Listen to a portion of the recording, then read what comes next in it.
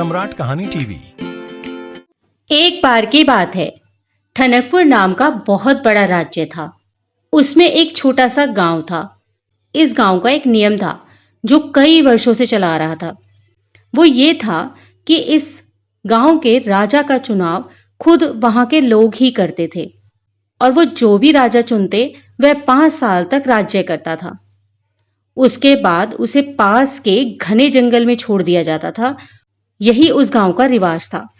परंतु आज तक उस जंगल से कोई राजा वापस नहीं आया था और न ही किसी ने यह जानने की कोशिश की थी कि वो सब राजा कहां चले गए। अब पुराने राजा के 5 साल पूरे हो चुके थे।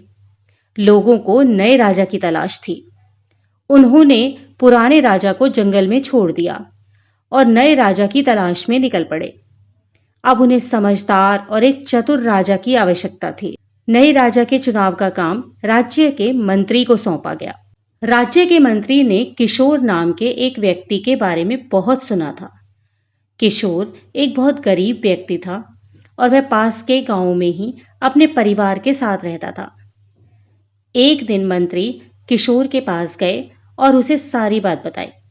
मंत्री ने कहा, क्या तुम इस राज्य के राजा बनना पसंद करोगे? क्या तुम्हें ये प्रस्ताव मंजूर है?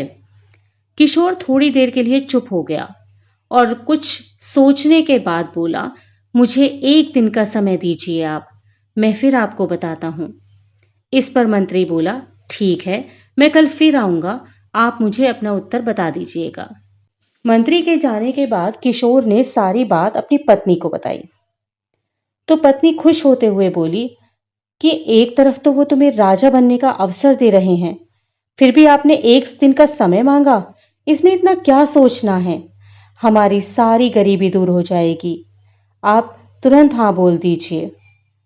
किशोर ने कहा, लेकिन क्या तुम जानती हो कि इस राज्य का नियम है कि पूरे 5 साल होने के बाद वह राजा को बदल देते हैं और पास के जंगल में छोड़ देते हैं, जहां से आज तक कोई भी राजा वापस नहीं आ पाया है और किसी को यह तक पता नहीं है कि वह राजा कहाँ गए, उनका क्या हुआ, किसी जंगली जानवर ने उन्हें मार दिया या कोई भूत बला उन्हें उठा कर ले गई।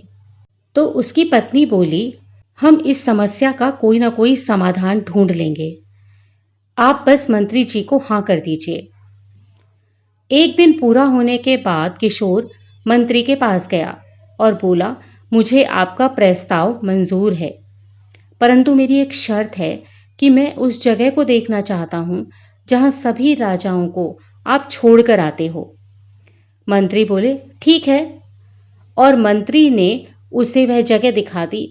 किशोर ने देखा चारों ओर घना जंगल था, वहां जानवर भी हो सकते थे। फिर वह वहां से चला गया और राजा बनने के बाद उसने सबसे पहला जो काम किया वह था कि वह उस जंगल में गया और उस जंगल को साफ करवाने का आदेश दिया। वहां लोगों के रहने की